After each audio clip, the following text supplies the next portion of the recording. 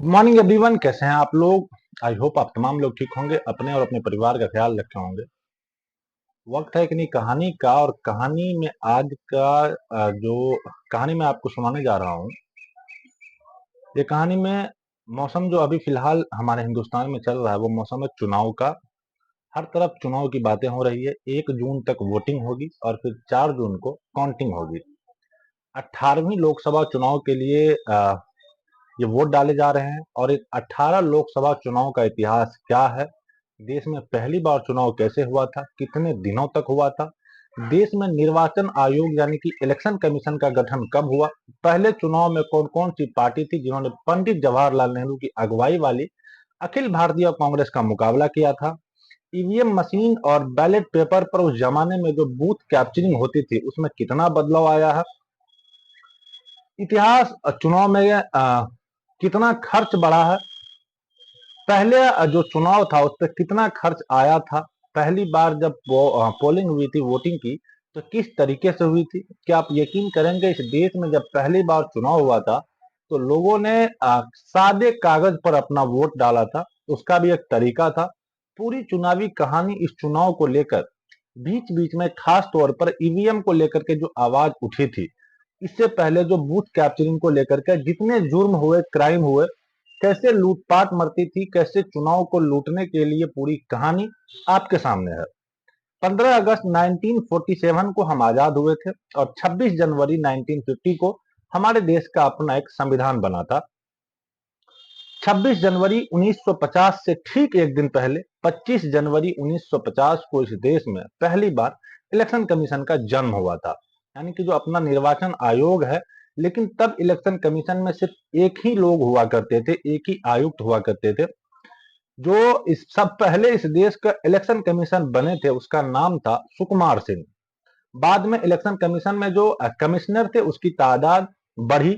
89 में पहली बार हुआ था जब 16 अक्टूबर 1989 जब एक की बजाय दो और कमिश्नर उसमें शामिल किया गया था।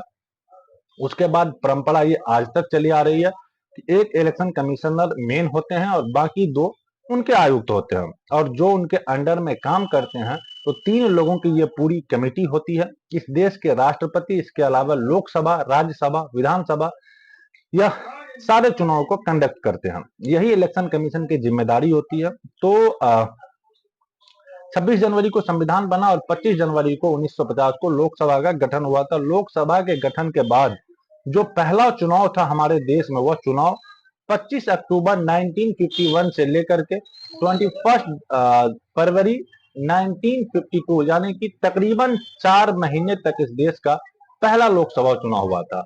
और तब लोकसभा के साथ साथ विधानसभा के भी चुनाव हुए थे पूरे देश में। पहला इलेक्शन हमारे देश में जो हुआ वो 25 अक्टूबर 1951 से 21 फरवरी 1952 के बीच कराए गए थे। और तब लोकसभा की कुल सीटें 489 थी, 489 थी, लेकिन चुनाव होता था 401 पर। 401 पर वजह यह थी कि तब एक लोकसभा की सीट पर चार चार उम्मीदवारों को भी जिताया जा सकता था।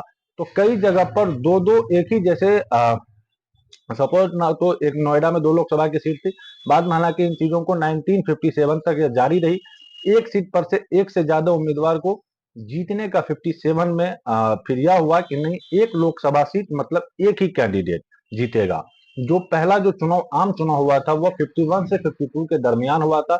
और तब जो मेन पार्टी चुनाव में थी, जिसका मुकाबला था पहले लोकसभा चुनाव में, उसमें मेन पार्टी थी पंडित जवाहरलाल नेहरू, उनकी पार्टी भारतीय राष्ट्रीय कांग्रेस। इसके अलावा जो उनके टक्कर देने वाली पार्टियां थी तब उसमें जयप्रकाश नारायण, जेपी नारायण की अगुवाई वाली सोशलिस्ट पार्टी, इसके अलावा जेवी कृपलानी की किसान मजदूर प्रजा पार्टी, साथ ही भारतीय कम्युनिस्ट पार्टी, अखिल भारतीय जनसंघ जो बीजेपी का भी रूप है, हिंदू महासभा, इसके अलावा एक पात्री महाराज की अखिल भारतीय राम राज्य परिषद, और साथ ही त्रिदीप चौधरी की रिवॉल्यूशन सोशलिस्ट पार्टी। तो यह तमाम पार्टियां पहले चुनाव के मैदान में थी। इसके बाद अब चुनाव की प्रक्रियाएं शुरू होती है। यह चुनाव कुल, जैसा मैंने आपको बताया कि 4 महीने तक चला था। पहला चुनाव जो हुआ था वह किस तरीके से हुआ था, पता नहीं आप लोग में से कितने लोग को पता होगा। पहला चुनाव ऐसा हुआ था कि अगर उस जमाने में जब चुनाव हुआ तो आज की तरह नहीं थे। 4 कैंडिडेट हुआ करते थे। अमूमन एक दो ही लोगों के बीच में चुनाव होता था। इस चुनाव के लिए एक बॉक्स होता था, बैलेट बॉक्स जिसको कहते हैं हम, और उस बॉक्स में एक दो अलग अलग तरह के कलर करके बॉक्स को रंग दिया जाता था। जिस कैंडिडेट का जो कलर, अगर किसी का नीला है तो नीला, किसी का लाल है तो लाल डब्बे रख दिए गए। अब यह नीले रंग का कैंडिडेट, नीले रंग वाला कैंडिडेट को या लाल रंग वाले कैंडिडेट का उनके समर्थक को बता दिया जाता था कि आपके समर्थक का बॉक्स यह है। लोग जाते थे और एक सारा कोरा कागज लेते थे और अपने अपने उम्मीदवारों के रंग वाले बॉक्स में वो कोरे कागज को डाल देते थे। उस पर कोई मुहर नहीं, कोई नाम नहीं, कोई सिग्नेचर नहीं, सीधे सीधे कोरे कागज बॉक्स में डाल दिए जाते थे। बड़ी आबादी, उसकी वजह यह थी कि बड़ी आबादी थी उस वक्त जो पढ़ना लिखना नहीं जानती थी, तो वो अगर आप नाम भी कैंडिडेट का लिख देते तो पता नहीं पढ़ पाएंगे। यह हुआ कि चलो कलर के हिसाब से आप बता दो। अब वो साइन और कुछ और करेंगे नहीं तो आप कोरा कागज, सादा कागज दे दिया जाता था जो बॉक्स में डाल देते थे। जब वोटिंग हो जाती थी तो उन कोरे कागजों को निकालकर उनकी गिनती होती थी और फिर जिसके कोरे कागज ज्यादा निकलते थे वो जीत जाता था। 1952 में यह परंपरा शुरू हुई, लेकिन फिर 1957 में जो दूसरा चुनाव हुआ करना चाहिए, तो 1957 में यह हुआ कि अब लकड़ी के डब्बे पर अभी तक जो कलर लगाया जाता था उस पर उम्मीदवारों के नाम लिख दिए गए, और उनके चुनाव चिन्ह जैसे पंजा या फिर कमल के फूल, हालांकि उस वक्त कमल के फूल नहीं हुआ करते थे। तो जिन भी पार्टियों के जो चुनाव निशान थे वो निशान उसमें लगा दिए जाते थे और उम्मीदवारों के नाम लिख दिए जाते थे। और तब भी या डब्बे पर भी लिख दिया गया कि चुनाव चिन्ह भी लगा दिया गया, लेकिन वोट कोरे कागज पर ही लोग उसमें डालते थे और अपने अपने उम्मीदवारों के डब्बे में सादा कागज होता था, उसमें डाल दिया, बॉक्स खोलता था, जिसका कोरे कागज ज्यादा निकला उस डब्बे से वो उम्मीदवार जीत गया। तो 52 और 57 का कोरे कागज इस देश में वोट डाला गया। 1962 का जब चुनाव आया तो पहली बार बैलेट पेपर आया। बैलेट पेपर पर जिसमें सारे उम्मीदवारों के नाम होते, उसको चुनाव चिन्ह होते और एक से ज्यादा भी उम्मीदवार आने लगे थे। 1962 के चुनाव में पहली बार बैलेट पेपर आया और इसके बाद इसके नाम और चुनाव चिन्ह उम्मीदवारों के लिखे गए और तब पहली बार यह हुआ कि अब कोरा कागज नहीं डालना है बल्कि कागज पर एक मोहर लगानी है। तो मोहर लगाने की तब शुरुआत हुई थी। आप मोहर लगाने मतलब जिस उम्मीदवार को आपने जिताना है, उम्मीदवार की उस जो बैलेट पेपर है उसके आगे आप मोहर लगा दीजिए। तो 52 57 में कोरा कागज, 62 में पहली बार हुआ कि जब मोहर लगाने की कवायद शुरू हुई थी। जो पहला चुनाव था यह कुल उस जमाने में, जैसा कि मैंने आपको बताया कि 51 से 52 तक तकरीबन 4 महीने के दौरान चुनाव हुए थे और ये चुनाव की गिनती जो होती थी सुबह 10 बजे से शाम के 5 बजे तक चुनाव की गिनती होती थी और उसमें तकरीबन 15 दिन लगे थे।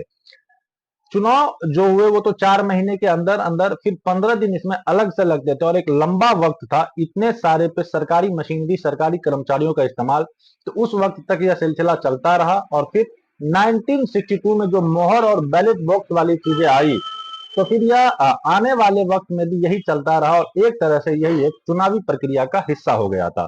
जो पहला चुनाव 1952 और 51 में जो हुआ था उसमें टोटल वोटर थे उस वक्त 17 करोड़ वोटिंग हुई थी, 55%। मतलब ये कि वोटरों की तादाद उसी हिसाब से बढ़ती रही और आज अब इस वक्त 18वीं लोकसभा में जो हमारे देश में वोटरों की तादाद है वह है कुल 96.8 करोड़, यानी कि तकरीबन तकरीबन 97 करोड़ लोग हमारे देश का 18वीं लोकसभा चुनाव में वोट डालेंगे। तो मतदान का क्या पूरी प्रक्रिया यही चलता रहा। तो फिर धीरे धीरे वक्त बीता, दुनिया ने तरक्की की, टेक्नोलॉजी आई और फिर यह हुआ कि एक लंबा जो बड़ा वक्त जो पूरा प्रोसेस लगता है चुनाव का, उसको आसान कैसे किया जाए। और फिर यह कागज, बैलेट पेपर, इतने सारे हजारों लाखों पेड़ों की कटाई हो रही है क्योंकि कागज उसी से बनता है। ये सारी चीजें कैसे कम की जाए और यह जो वक्त लगता है वोटों की गिनती में, तब तो खैर टीवी भी नहीं था। बाद में जब टीवी आया तो यह हुआ कि दूरदर्शन पर चुनाव चल रहा है, इधर पिक्चर भी चल रही है या मनोरंजन प्रोग्राम भी दिखाए जा रहे हैं और लोग 3-3 4-4 दिन तक, जो पहले 14-15 दिन तक गिनती होती थी, बाद में वो 2 से 5 दिन तक ही सिमट गया। लेकिन फिर भी वो 2 दिन 5 दिन का जो चुनाव था, गिनती थी, वो भी काफी था, लोग दूरदर्शन से चिपके हुए थे। फिर दौर बदला रहे, अब चुनाव का तरीका कुछ और होना चाहिए। तब ईवीएम की पहली बार एंट्री होती है, इलेक्ट्रॉनिक वोटिंग मशीन। हमारे देश में पहली बार ईवीएम के जरिए चुनाव की शुरुआत हुई थी, वह केरल में हुई थी। तारीख थी 19 मई 1982। केरल में परूर विधानसभा सीट से कुछ पोलिंग बूथ पर ट्रायल के तौर पर ईवीएम मशीन का इस्तेमाल किया गया। इसके बाद इसका नतीजा डिक्लेयर किया गया, लेकिन कुछ लोग पहुंच गए कोर्ट कि भाई कानून तो है नहीं कि कहीं ईवीएम में हमारे इस तरह की कि ईवीएम के जरिए चुनाव हो जाए, बैलेट पेपर पर होते हैं, बॉक्स के जरिए होते हैं। फिर यह मामला कोर्ट पहुंचा और तब सुप्रीम कोर्ट ने फैसला सुनाया था और कहा था कि जो चुनाव आयोग है, इलेक्शन कमीशन, उसमें कहीं भी उसके लिए ईवीएम मशीन का इस्तेमाल करने का कानून या उसके पास अधिकार नहीं है। तो इसीलिए इस नतीजे को रद्द किया जा रहा है। तो पहला ईवीएम से जो चुनाव हमारे देश में हुआ था 1982 19 मई को, उसके जीते हुए उम्मीदवार को उसकी उम्मीदवारी को रद्द कर दी गई और इस चुनाव को वैध नहीं माना गया। हालांकि तब सुप्रीम कोर्ट ने ईवीएम को लेकर कोई निगेटिव कमेंट्स नहीं किया था, लेकिन कहा था कि कानून के दायरे में निर्वाचन आयोग के पास अधिकार ही नहीं है। जब ये बात हुई तब मामला पार्लियामेंट में पहुंचा दिसंबर 1988 में। तब संसद में पहली बार एक कानून बना और जन प्रतिनिधित्व अधिनियम 1951 के तहत इसमें धारा 61 ए जोड़कर चुनाव आयोग को एक तरह से अधिकार दे दिया गया कि अब वो ईवीएम का इस्तेमाल कर सकता है। और तब पहली बार एक कानून बनकर चुनाव आयोग के पास अधिकार आया कि वह ईवीएम मशीन का इस्तेमाल कर सकता है।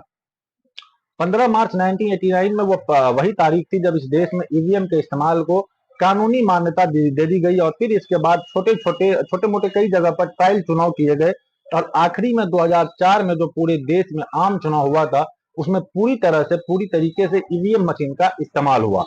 2004 में करीब आ, पौने लाख ईवीएम मशीन देश भर के चुनावी बूथ पर भेजे गए थे और वहां पर पूरा चुनाव जो है वो इलेक्ट्रॉनिक वोटिंग मशीन के जरिए संपन्न हुआ।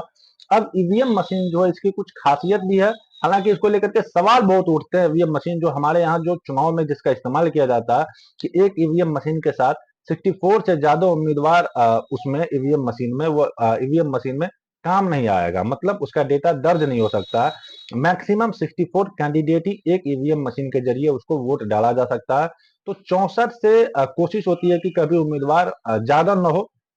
दूसरा, एक ईवीएम में सिर्फ 3840 यानी कि 3840 वोट ही डाले जा सकते हैं। 3841 वोट उसमें पढ़ ही नहीं सकता, यह दूसरा है। ईवीएम मशीन के कुल 3 पार्ट्स होते हैं, एक होता है कंट्रोल यूनिट, एक होता है बैलेट यूनिट और एक होता है वीवीपैट। वीवीपैट में बहुत सारे लोग, अब सभी ने वोट डाला तो हम जब पोलिंग बूथ पर जाते हैं तो एक जो बैलेट यूनिट होता है, लंबी सी ऐसी मशीन जो पियोनी जैसी, जिसमें आप जाते हैं और एक ग्रीन लाइट जलती है। जैसे ग्रीन लाइट जलती है उसके बाद हम अपने जिसे भी कैंडिडेट को देना चाहते हैं वोट वो डाल देते हैं। बट ये ग्रीन लाइट कहाँ से जलती है, तो फिर उसी कमरे में जिस पोलिंग स्टेशन पर जहाँ पे यह मशीन रखी होती है वहां जो प्रेसाइडिंग ऑफिसर बैठा हुआ होता है उसके हाथ में एक कंट्रोल यूनिट होता है। जैसे ही देखता है कि वोटर आया, अपना एक बटन दबाता है। जब वो बटन दबाता है तो वह ग्रीन लाइट जलती है और फिर वो वोट डाला जा सकता है। और दो यूनिट हो गई, एक होता है तीसरा जो होता है वीवीपैट। उसमें यह होता है कि वीवीपैट की अगर आपको डाउट है कि इस मशीन में मैंने फलाने कैंडिडेट को वोट डाला लेकिन पता नहीं किसको जा रहा है, तो आपका जो डाउट है वो फिर वीवीपैट का इस्तेमाल कर सकते हैं। मशीन बराबर में ही रखी होती है, जैसे ही आप उसका इस्तेमाल करते हैं तो उसमें एक पर्ची बाहर आती है और वो दिखाता है कि इसने आपको वोट डाला था। आपको लगता है कि हाँ इसी को डाला था, तो पर्ची आपको मिलती नहीं है फिजिकली, बल्कि उस पर्ची में वहीं पे चली जाती है, लेकिन आपको यह पता चल जाता है कि मेरा वोट सही गया। तो वही होती है वीवीपैट। आप कंफर्म हो जाते हैं कि अब जो कंट्रोल यूनिट से बटन इसलिए दबाया जाता है जो ग्रीन लाइट जलाने के लिए कि कोई ऐसा ना हो कि एक वोटर गया और एक ही बार में उन्होंने 10 वोट डाल दिए, तो उसमें टाइमिंग का बड़ा ख्याल रखा जाता है। ग्रीन लाइट जब जली तो आप एक ही वोट डाल सकते हैं, उसके बाद आप जैसे ही वोट डाला लाइट बंद। अब जब कोई दूसरा आएगा मतदाता फिर से वो ऑन करेगा तब ही वो लाइट जाकर के वो जलेगी, तब वो अपना वोट डाल सकता है। तो इसकी खासियत हो गई। अब दुनिया भर में ईवीएम मशीन को लेकर लोगों की क्या राय है, क्या रुझान है, कौन कौन से देश इस्तेमाल करते हैं, किन किन को लगता है कि यह एक बेहतरीन चीज है। कुल मिलाकर इस वक्त पूरी दुनिया में 31 देश ऐसे हैं जो ईवीएम मशीन का इस्तेमाल करते हैं, लेकिन इनमें से 4 देश ऐसे हैं जो पूरी तरह से मतलब हर चुनाव में 100% इसका यूज करते हैं। 11 देश ऐसे हैं जो ईवीएम का इस्तेमाल कुछ कुछ चुनाव में करते हैं, जो बहुत इंपॉर्टेंट नहीं होते हैं, जिसके मायने नहीं होते हैं उतना ज्यादा। थोड़े छोटे मोटे चुनाव जो होते हैं देश में, मेन चुनाव होते हैं, उनमें से 11 देश नहीं रखते हैं, नहीं करते ईवीएम का इस्तेमाल। 3 देश जर्मनी, नीदरलैंड और पुर्तगाल ने ईवीएम का इस्तेमाल करना बंद कर दिया। पहले उन्होंने किया, फिर कुछ आवाजें उठी, उन्होंने बंद कर दिया। जबकि 11 देश ऐसे हैं जिन्होंने इसको पायलट प्रोजेक्ट के तौर पर, एक ट्रायल के तौर पर टू लिया, लेकिन फिर इसका इस्तेमाल करने के बाद उसको लगा कि ये ठीक नहीं है, तो 11 ने इसको इस प्रोजेक्ट को इस्तेमाल करने के बाद ही बंद कर दिया। लेकिन भारत की ईवीएम मशीन की टेक्नोलॉजी और तकनीकी इसको देखते हुए कुछ देशों ने भारत से भी टेक्नोलॉजी ली है। इसमें जॉर्डन, मालदीव, नाम्बिया, मिस्र, भूटान और नेपाल है। वहां भी भारत के ईवीएम के टेक्निक से ही वोटिंग होती है और इसमें इस चुनाव में उसका इस्तेमाल किया जाता है। लेकिन इंग्लैंड, फ्रांस, जर्मनी, नीदरलैंड और संयुक्त राज्य अमेरिका मतलब यूएसए, कई ऐसे देश है जिन्होंने अब ईवीएम पर बैन लगा दिया है। अब वो पुराने तरीके यानी कि बैलेट पेपर पर ही चले गए, जो बहुत ही एक लंबा प्रोसेस होता है, काफी थकान भरा, उसमें काफी ऊर्जा लगती है, काफी पैसे भी लगते हैं। लेकिन ये वो देश है दुनिया के बड़े बड़े जिन्होंने ईवीएम पर भरोसा ही नहीं करते हैं। तो अपना देश जो है वह ईवीएम पर पूरी तरह से 100% डिपेंडेंट है, भरोसे पर हर चुनाव होता है। ईवीएम एक मशीन की जो कीमत है वो पूरे एक 3 यूनिट जो आपको बताया कि बैलेट यूनिट, एक कंट्रोल यूनिट और एक वीवीपैट, इन तीनों को अगर मिला दो तो एक ईवीएम मशीन की कीमत 33,700 रुपये पड़ती है। इनमें से बैलेट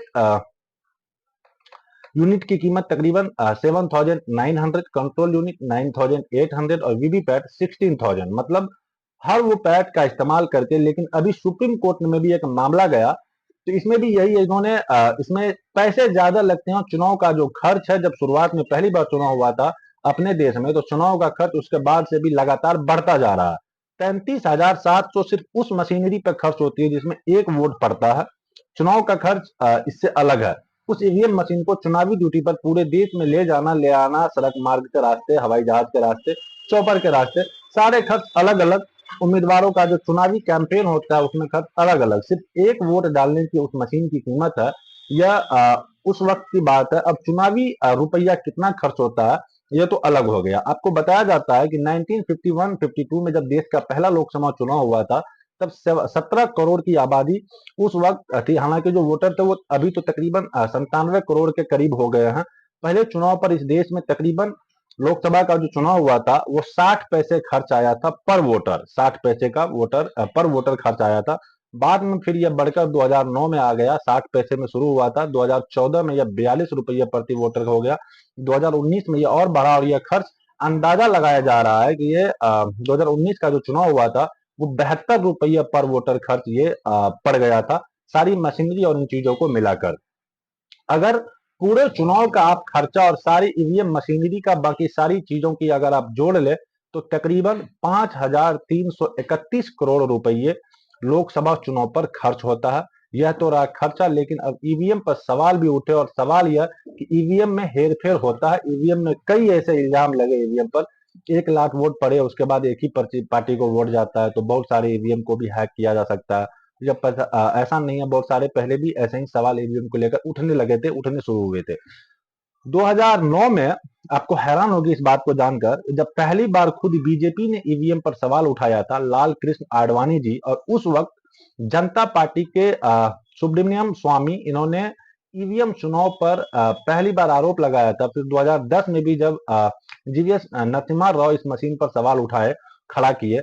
अब चूंकि बीजेपी की सरकार है, चुनाव तो जो विपक्षी पार्टी, चाहे वो कांग्रेस हो चाहे वो दूसरी पार्टियां हो, वह इस चुनाव पर सवाल उठा रही हैं। और यहां तक कि इसी को लेकर के सुप्रीम कोर्ट भी पहुंच गए और लोग सुप्रीम कोर्ट जाने के बाद कि चुनाव में हर ईवीएम के साथ जो वीवीपैट होती है वो ज्यादा इस्तेमाल की इजाजत दी जाए। अब उसका खर्च आपको बताया उस मशीनरी की तो टोटल 16,000 रुपये खर्च है। तो सुप्रीम कोर्ट ने अभी अभी यह फैसला दिया, और यह फैसला कि हम चुनाव को कंट्रोल नहीं कर सकते। एक संवैधानिक डिपार्टमेंट है चुनाव आयोग, तो चुनाव आयोग का ही काम है वह देखे। हाँ, अगर आपको लगता है कि आपके पास कोई सबूत है कि ईवीएम के जरिए छेड़छाड़ और कुछ ऐसी चीजें, अगर आपके पास सबूत दीजिए। लेकिन सुप्रीम कोर्ट ने जो आरोप लगे थे ईवीएम को लेकर, उनमें से कुछ सवालों के जवाब मांगे। उन्होंने कहा जो कंट्रोल यूनिट या वीवीपैट या आपको माइक्रो कंट्रोलर उसमें पता चलता है, ताकि पता चल सके कि कुछ गड़बड़ है कि नहीं। माइक्रो कंट्रोलर क्या एक ही बार प्रोग्राम करने के लायक है? ईवीएम में सिंबल लोडिंग यूनिट कितने हैं? साथ ही उन्होंने यह भी कहा कि चुनाव जो ईवीएम में डेटा 45 दिनों के लिए रखा जाता है, यह कहा गया था, याचिका देते हैं कि उन्होंने कहा कि क्या जरूरत पड़ने पर 45 दिन से ज्यादा भी इसकी मियाद हो सकती है। कुछ सुप्रीम कोर्ट के सवाल है, लेकिन सुप्रीम कोर्ट ने ईवीएम या चुनाव आयोग के मामले में दखल देने से साफ मना कर दिया। तब उसी ईवीएम के जरिए फिर चुनाव होगा। लेकिन एक बड़ी दिलचस्प बात यह है कि जब भी चुनाव होता है तो हमेशा हार जाने वाली पार्टी जो उम्मीदवार होते हैं वो हमेशा ईवीएम के ऊपर उंगली उठा देते हैं। लेकिन वही पार्टी अगर उसी जगह से अगली बार अगर चुनाव जीत जाती है तो फिर कुछ नहीं बोलती। इसका मतलब यह है कि जब वो जीतती है तो ईवीएम ठीक हो जाता है, हारता है तो ईवीएम खराब हो जाता है। लेकिन ईवीएम का चुनाव चल रहा है, 1 जून तक ये चुनाव है और 4 जून को इसी ईवीएम का पिटारा खुलेगा। घंटों में पता चल जाएगा, कुछ ही मिनटों में इस देश की अगली सरकार किसकी होगी, कौन जीता और कौन रहा। आई होप की कहानी आपको समझ में आ गई होगी कि हमारे देश का चुनाव तब से लेकर के अब तक का किस तरह से चल रहा है, क्या खर्च आ रहे हैं, कितना खर्च बढ़ा पहले के मुकाबले और अभी के मुकाबले। कहानी अगर ठीक ठाक लगे, पसंद आए तो वीडियो को लाइक कीजिएगा। चैनल पर अगर नए हैं तो चैनल को सब्सक्राइब कर बेल आइकन प्रेस कर दीजिएगा। मिलते हैं किसी नए वीडियो में नई कहानी के साथ, तब तक के लिए जय हिंद।